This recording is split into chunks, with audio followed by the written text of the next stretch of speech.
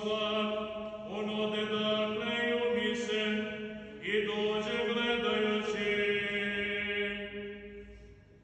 A susedi oni koji ga veliko videli preda beže sred govoraku, nije li ovo onaj što je sedeo i prosio, jedni govoraku da je on, a drugi da je nalik na njega. On govoraše, ja sam, tada mu govoraku, kako ti se otvoriše oči?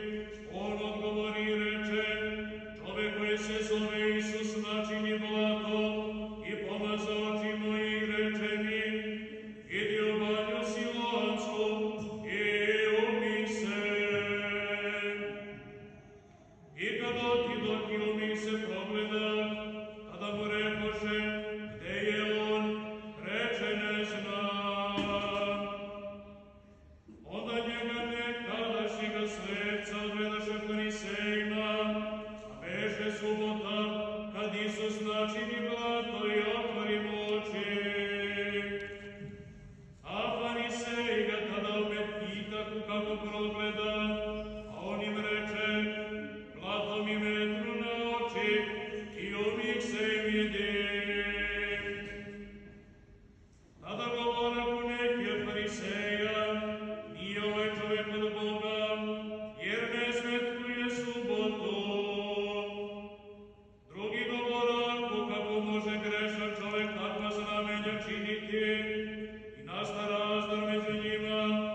Opet rekoše slepcu, šta ti veliš za onoga čoveka što otvori oči tvoje? A on reče, prorok je. Tada Judeji ne verovaše za njega da je bio slep i pregled pogledao, dok ne dozvaše roditelje toga što je progledao i zapitaše govoreći, je li ovo sin vaš za koga vi kažete da se rodi slep, kako dakle sada vide? A roditelji njegovi odgovoriše im i rekoše, znamo da je ovo sin naš i da se rodi slep, a kako sada vidi ne znamo, ili komu otvori oči mi ne znamo.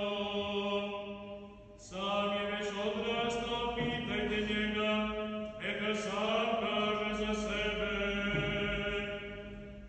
Ovo rekoše roditelji njegovi, jer se bojahu Judeja, jer se Judeji već bejahu dogovorili da bude obučen od sinagoge, kogod njega prizna za Hrista.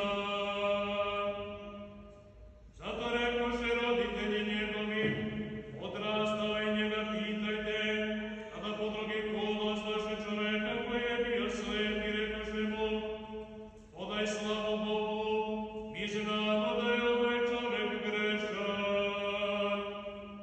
A on odgovori i reče, je li grešan ne znam, jedino znam da ja bejak slep i sada vidim.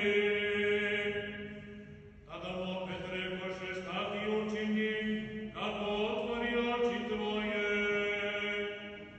Odgovori, već vam kazah i ne slušaste, šta opet hoćete da čujete, da nećete i